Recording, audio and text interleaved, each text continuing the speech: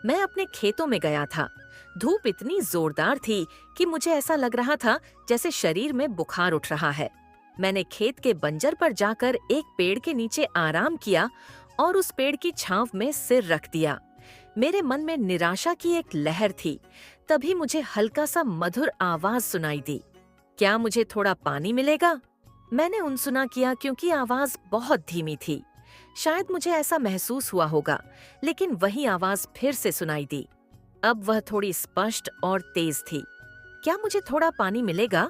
यह आवाज शायद मेरी बाईं ओर से आ रही थी। तो मैंने उस दिशा में देखा। जो नजारा मेरे सामने था वो बहुत ही अद्भुत था। एक खूबसूरत महिला मेरे सामने खड़ी थी। मुझे विश्वास ही नहीं हो रहा था कि इस धूप में कोई यहाँ आएगा। मैं हमेशा अकेला ही होता था।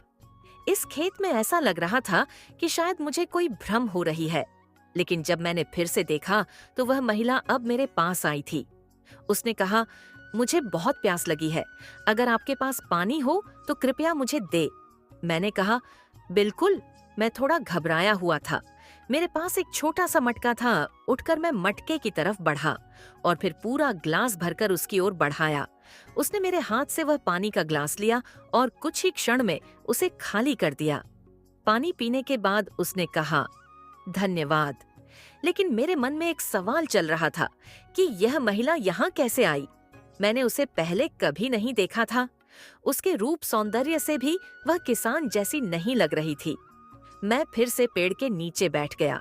उसने पूछा, क्या ये तुम्हारा खेत है? मैंने थोड़ी झिझक के साथ जवाब दिया, हाँ, ये मेरा ही खेत है।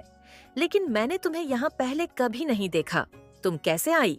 उसने हंसते हुए कहा, क्नॉइस? मैं हाल ही में इस गांव में आई हूँ। जब मैं आज खेत में आई थी तो पानी लाना भूल गई। अच्छा हुआ कि तुम मिले, मुझे बहुत प्यास लगी थी। यहाँ आसपास कोई नहीं आता। तुम्हारा खेत ही है, जब काम होता है तभी मजदूर आते हैं। उसने बताया। वह अभी भी खड़ी थी। मैंने कहा, बैठो ना। देखो, मेरी छोटी खाट है। जल्दी से उठकर मैंने खाट बिठाई और कहा, बैठो ना। उसने कहा, नहीं, अब मुझे जाना है। इतना कहकर वह अपने खेत की ओर चल दी। मैं उसे देखता रह गया। वह बहुत खूबसूरत थी, जैसे कोई अप्सरा हो। वह धीरे धीरे चल रही थी। क्नॉइस और मैं उसे एकटक देख रहा था। सोच रहा था कि अगर वह थोड़ी देर और ठहरती तो कितना अच्छा होता। लेकिन वो चली गई और मेरे मन में बस उसी का ख्याल था। धूप और थकान जैसे कहीं खो गई थी। मन एकदम शांत और ठंडा लग रहा था और खुशी का अनुभव दिल में गहराई से बस गया था। 2 दिन बीत गए, लेकिन वह महिला फिर नहीं दिखी। मैं उसे खोजता रहा। एक दिन दोपहर में जब मैं खेत में काम कर रहा था तो वो फिर से मेरी ओर आते हुए दिखाई दी। उसे देखकर मेरा दिल खुशी से भर गया। मैं गेहूं के खेत को पानी दे रहा था। वह पास आई और मैंने पूछा, क्या हुआ, तुम्हें पानी चाहिए क्या? मैंने कहा, आज मैंने पानी लाया है। वह मुझसे कुछ दूरी पर खड़ी थी, पर मुझे समझ नहीं आ रहा था कि उसे क्या बोलूं। वह मेरी उम्र से थोड़ी बड़ी लग रही थी, लेकिन बेहद सुंदर थी। मैंने कहा, ये खेत पहले रामराव संभाले थे, लेकिन अचानक आप कैसे यहाँ आ गई? उसने बताया, ये खेत मेरा है, लेकिन मैंने रामराव को काम करने दिया था।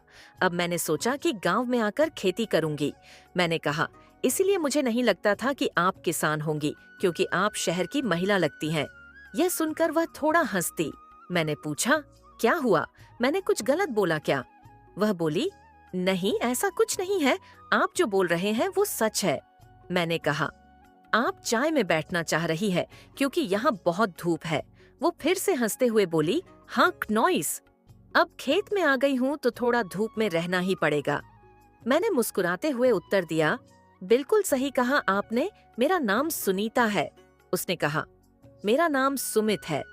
मुझे खेती के बारे में ज्यादा नहीं पता, लेकिन मैंने तय किया है कि इस गांव में रहकर खेती सीखूंगी। मैंने कहा, यह जानकर अच्छा लगा, और अगर आपको कोई मदद चाहिए तो जरूर बताना। वह बोली, क्योंकि मैं बहुत सारी चीजें नहीं जानती, इसीलिए आपके पास आई हूँ। मैंने कहा, चिंता मत करो सुनीता जी, मैं आपको पूरी मदद करूंगा। यह सुनकर उसने मुस्कुराया। थोड़ी बात करने के बाद उसने कहा, अब मुझे जाना होगा क्योंकि मुझे थोड़ा काम करना है। मैंने कहा, हाँ, कोई बात नहीं। दूसरे दिन जब मैं खेत में चारा डाल रहा था तो वह फिर आई। आज वह बहुत खूबसूरत लग रही थी। उसने गुलाबी रंग की साड़ी और रंग बिरंगा ब्लाउज पहना था। उसके हाथ में एक बैग था।